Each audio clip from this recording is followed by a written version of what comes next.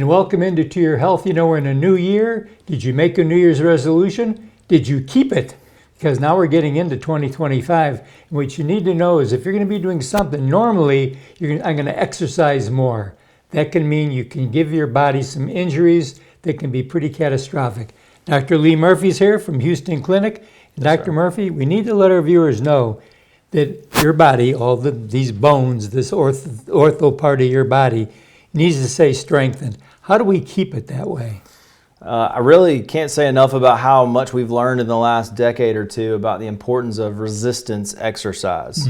Weight-bearing exercise, applying weight to your body while you exercise. And I think in the past we've been so focused on the treadmill and cardio and riding the bike, which all those things are good, but the most recent scientific evidence, and I'm not an exercise scientist, but I would tell you I see the downhill effects of not exercising. Yes. And I would tell you that especially from an orthopedic standpoint, resistance exercise is the new king on the block. And that means weights in your hand, body weight, moving your body weight builds skeletal muscle and it builds bone mass. And those two things, as you age, are the two things that you really can't replace. And they're always on the downhill slope. So if you can start early and maintain what you got, you're going to be more mobile into old age. You're going to be more functional into old age. And even your metabolism will be improved by the body composition you have. So and that's probably important. number one on the list is maintain a healthy weight.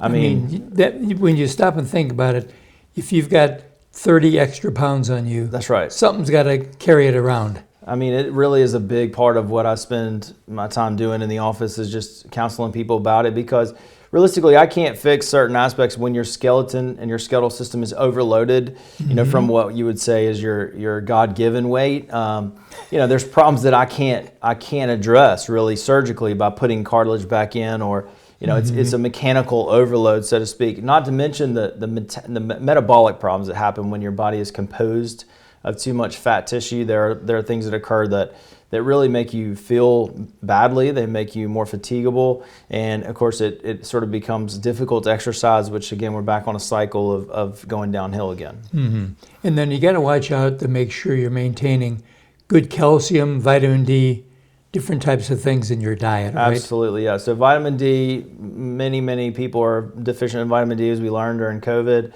It's pretty easy to supplement. You know, different people need different levels, but realistically, I tell most folks, as long as you have exposure to sunlight, which is important to make vitamin D work, and in taking the vitamin alongside of certain types of fats so it's digested appropriately.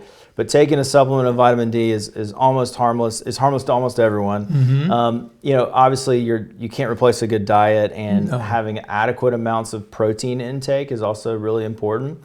A lot of people snack on crackers and things like that throughout the day, which make you feel full, but really isn't giving you the adequate amount of protein that you need to generate skeletal muscle and maintain it. So maintenance of your healthy bone and skeletal muscle needs to be thought of, I think, at least as important as your heart. You know, when you get older, we focus on blood pressure and heart, but if you can't move around, those things become difficult to fix too. So your mobility and just the resiliency that comes from having an appropriate musculoskeletal system as we age is super important. And how important is stretching?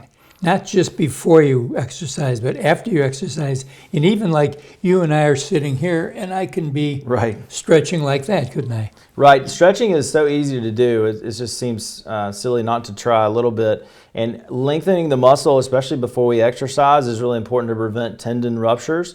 It's hard to know how much stretching is right for each person. I think we have different levels of mobility, and some people are very hypermobile and some people are very stiff. But I think it's something we can all do very easily.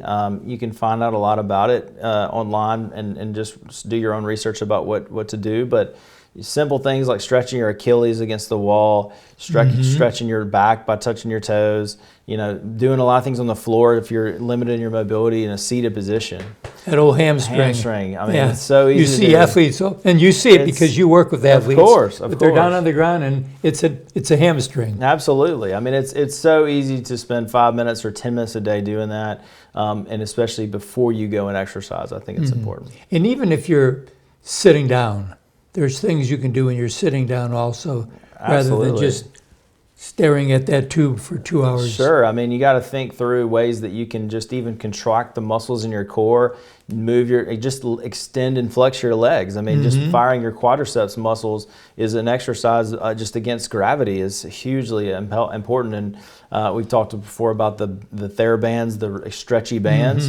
That's very easy to do. You can do that while you're brushing your teeth. You can do all kind of exercise, but those little bouts of exercise, 5-10 minutes scattered throughout the day, have been proven to be very impactful for your overall health. And a lot of people think about exercise being this grand gesture. You have to go off to the gym. But even 5 minutes of just a short bout of exercise and mobility, just moving your body, can have massive effects on your brain health and other types of parts of your body as well. So That's good. Well, we have to realize the fact that we're now at an age where this skeleton has got to take us around, so we have to maintain it. that's right. That's the big key, is maintaining. Preventive medicine is one of the best, as That's you right. well know. Yes, sir. And if you are having problems, Houston Clinic has 4 locations in our coverage. There are 2 in Montgomery, Wetumpka, and Auburn. That's right. And you can call and make an appointment. You do not have to be referred by a doctor. We'll be right back right after this.